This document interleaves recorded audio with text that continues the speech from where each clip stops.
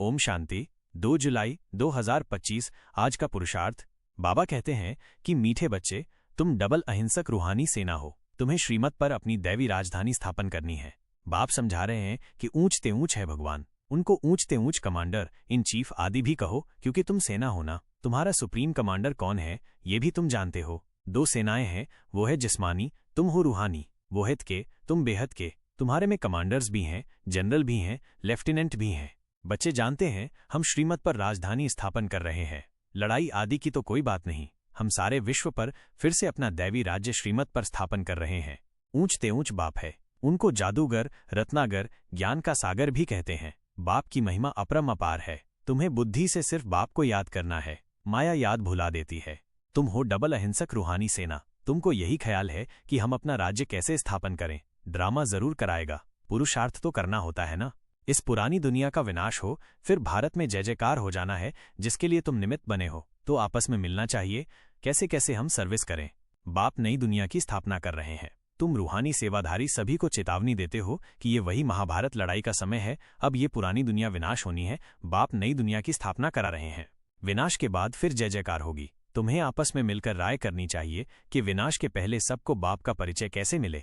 माया से युद्ध तो अंत तक तुम्हारी चलती रहेगी। ये राय करनी है हम अपने भाई बहनों को चेतावनी कैसे दें कि बाप नई दुनिया स्थापन करने के लिए आए हैं। ये भी तुम जानते हो, इसलिए बाप ने कहा है hear no evil, talk no evil.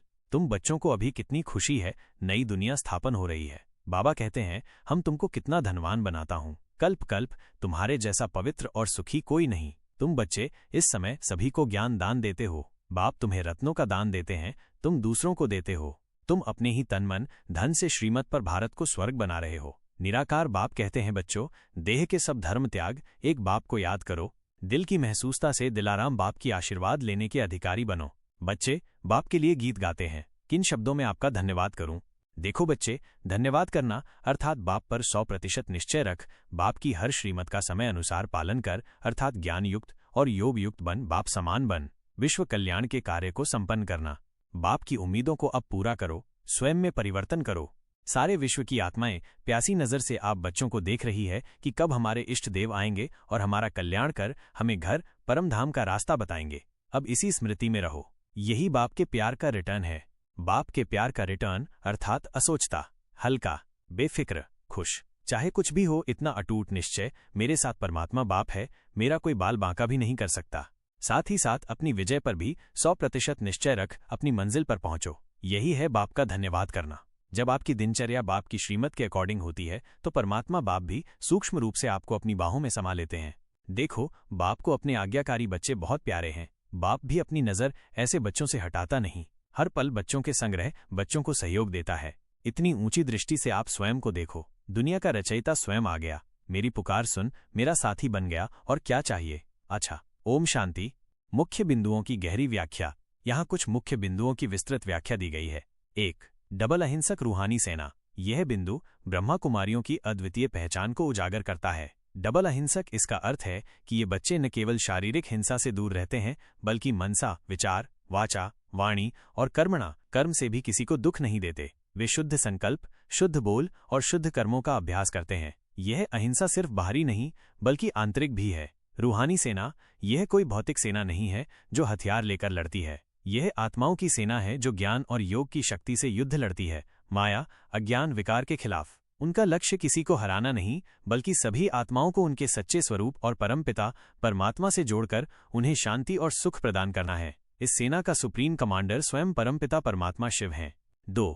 श्रीमत पर दैवी राजधानी स्थापन करनी है। यह ब्रह्मा कुमारियों के अंतिम लक्ष्य और कार्य प्रणाली को स्पष्ट करता है। श्रीमत का अर्थ है परमपिता परमात्मा शिव की श्रेष्ठ मत या शिक्षाएं।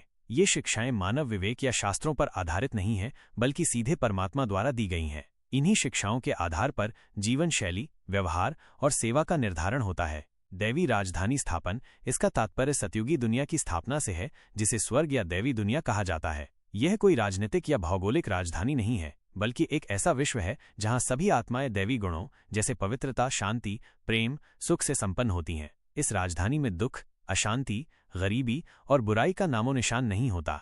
यह कार्य किसी युद्ध या बल प्रयोग से नहीं, बल्कि आत्म परिवर्तन और ज्ञानदान के माध्यम से होता है। 3. बाप की महिमा अपरंपार है। तुम्हें बुद्धि से सिर्फ बाप को याद करना है। माया याद भुला देती है। ये याद की महत्ता और माया की चुनौती को दर्शाता है। बाप की महिमा परमपिता परमात्मा को जादूगर, रत्नागर, ज्ञान का सागर आदि कहा गया है, क्योंकि वे अज्ञानता की दुनिया को ज्ञान से रोशन करते हैं, आत्माओं को विकारों से मुक्त कर रत्नों के समान अमूल्य बनाते हैं और जीवन के हर रहस्य का ज्ञान देते हैं। उनकी महिमा का वर्णन शब्दों में संभव नहीं है। बुद्धि से याद करना, यहाँ याद करना केवल भजन कीर्तन नहीं है। ये आत्मा का परमात्मा के साथ निरंतर संबंध स्थापित करना है। ये बुद्धि का योग है जिसमें आत्मा स्वयं को आत्मा समझकर अपने परमपिता को याद करती है। इस याद से आत्मा के विकार भस्म होते हैं और उसमें दैवी गुण आते हैं। माया याद भुला देती है। माया यहाँ अज्ञान, देह अभिमान और विकारों, काम, क्रोध, लोभ, मोह, अहंकार को संदर्भित करती है। ये आत्मा को परमात्मा से विमुख कर देती है और उसे संसार के बंधनों में फंसा देती है। निरंतर याद का पुरुषार्थ माया पर विजय पाने का एकमात्र साधन है। यह संघर्ष अंत तक चलता रहता है। 4. तुम अपने ही तन मन धन से श्रीमत पर भारत को स्वर्ग बना रहे हो। यह ब्रह्मा कुमारियों के निस्वार्थ योगदान और लक्ष्य को बताता है। तन मन धन से ये दर्शाता है कि ये सेवा पूर्ण समर्पण के साथ की जाती है। तन का अर्थ है शारीरिक श्रम और उपस्थिति द्वारा सेवा करना। मन का अर्थ है शुद्ध संकल्प और शुभ भावनाएं रखना। और धन का अर्थ है अपनी कमाई का एक हिस्सा सेवा के लिए समर्पित करना। यह तीनों ही प्रकार का समर्पण भारत को नहीं बल्कि पूरे विश्व को स्वर्ग बनाने में सहायक होता है। भारत को स्वर्ग बना रहे हो। यहाँ भारत केवल भौगोलिक इकाई नहीं बल्कि उस भूमि का प्रतीक है जहाँ परमपिता परमात्मा अवतरित होकर ज्ञान देते हैं और जहाँ से इस नई स्वर्णिम दुनिया की स्थापना का कार्य शुरू होता है। चूंकि भारत ही प्राचीन काल में स्वर्ग था, स्वर्णिम भारत, इसलिए इसे फिर से स्वर्ग बनाने का लक्ष्य है। यह केवल भारत के लिए नहीं बल्कि संपूर्ण मानव जाति के लिए है, क्योंकि भारत के परिवर्तन से ही पूरे विश्व का परिवर्तन होता है। 5. बाप पर 100% निश्चय रख। बाप की हर श्रीमत का समय अनुसार पालन कर, अर्थात ज्ञान युक्त और योग युक्त बन, बाप समान बन। विश्व कल्याण के कार्य को संपन्न करना, ये धन्यवाद देने का सच्चा अर्थ और पुरुषार्थ का सार है।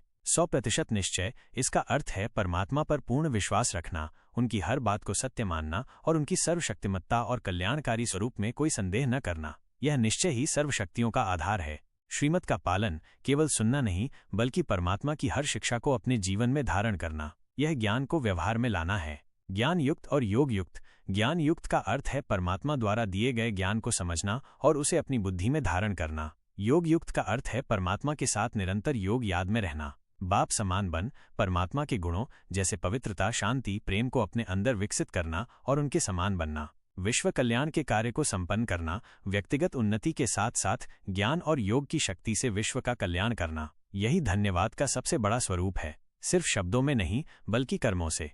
ये बिंदु ब्रह्मा कुमारियों के आध्यात्मिक पथ, उनके लक्ष्य और उस लक्ष्य को प्राप्त करने के लिए अपनाए जाने वाले पुरुषार्थ का गहरा अर्थ बताते हैं।